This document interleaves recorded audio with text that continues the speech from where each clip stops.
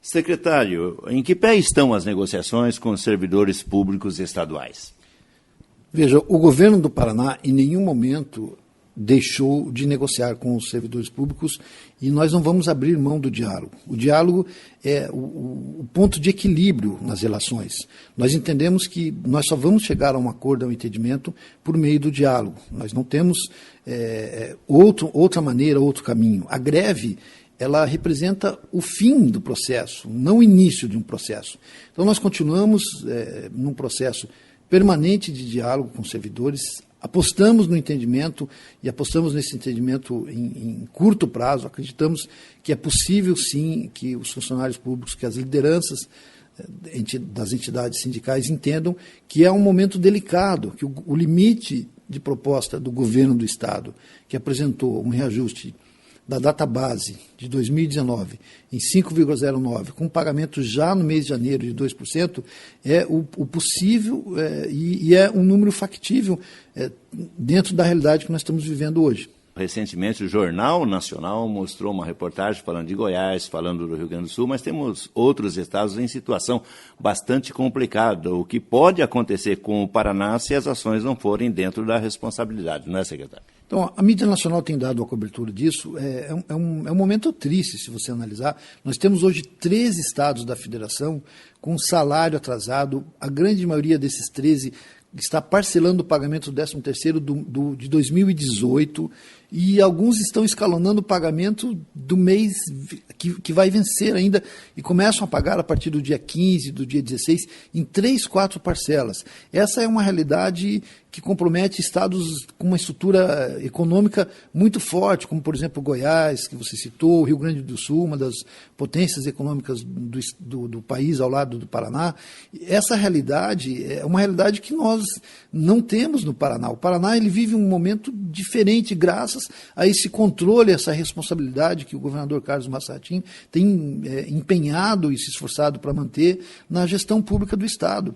Veja, o Paraná, no mês passado, nós vencemos o mês no dia 30, que era um domingo, e por lei você poderia pagar o salário no primeiro dia útil. O governo antecipou esse pagamento para o dia 28, ou seja, o funcionário público começou o dia abrindo a sua conta com o salário depositado. Nós estamos fazendo um aprovisionamento do 13º, estamos garantindo o pagamento do 13º para todos os servidores sem nenhum atraso, sem nenhuma restrição, e também a rede de fornecedores. O Paraná vive um momento de início de obras, de retomada de obras. Recentemente o governador Carlos Massa Ratim Júnior inaugurou escolas que ficaram paradas em função daquele processo que é conhecido publicamente aí do quadro negro, escolas que foram abandonadas, as obras. O governador, quando assumiu, já retomou essas obras, anunciou recentemente a retomada de uma série de recuperação de estradas no Paraná com um investimento de 2,1 bilhões de reais. Então, há um esforço muito grande do governo em manter o Estado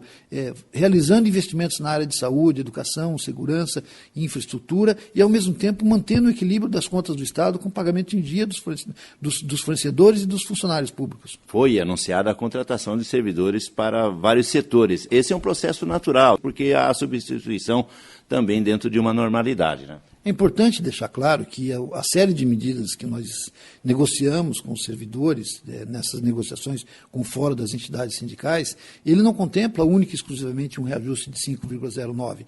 Ele contempla a efetivação de contratações. Nós vamos contratar 2.560 novos policiais militares, vamos contratar 400 policiais civis, 400 agentes de saúde, 986 profissionais da área de educação, professores.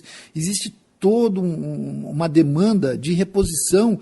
Nós temos um processo natural, orgânico, os funcionários públicos se aposentam, a gente, em função da reforma da Previdência, nós tivemos aí um volume maior de pedidos de aposentadoria, porque alguns funcionários que já estavam em vias de se aposentar resolveram antecipar, com medo que perdessem direitos. Então, o governo ele tem a obrigação de repor esses profissionais. A população vem aumentando, nós precisamos de mais policiais, nós precisamos de mais policiais civis, mais policiais militares.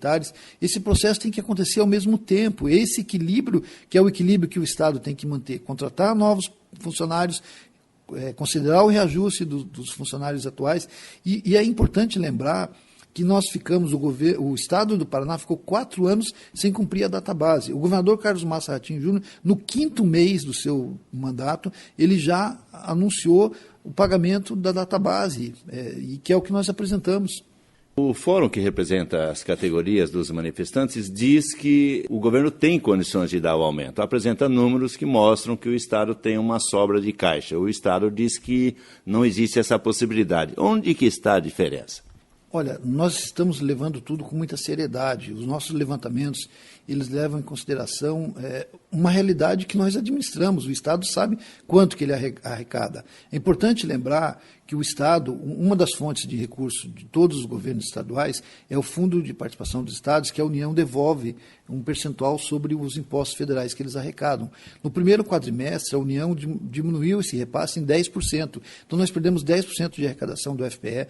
A arrecadação do Estado de impostos estaduais caiu. A nossa economia, o PIB do Paraná, ele foi reduzido em 1,8% no primeiro quadrimestre, em função de uma quebra da safra de soja, que é importante, é uma cultura importante na economia do Estado, uma cultura agrícola que tem uma força muito expressiva, e houve uma queda. Quem está nos ouvindo, que é do campo ou que tem relação com as atividades do agronegócio, sabe do que eu estou falando. Além disso, você tem projeções permanentes de crescimento do PIB nacional, que apontam a cada nova revisão uma queda acentuada. Nós começamos o ano com a previsão de 2% de crescimento do PIB, caiu para 1,5%, e os técnicos, em função do desempenho até agora, já falam em 0,8%, 0,5%, até mesmo um índice negativo.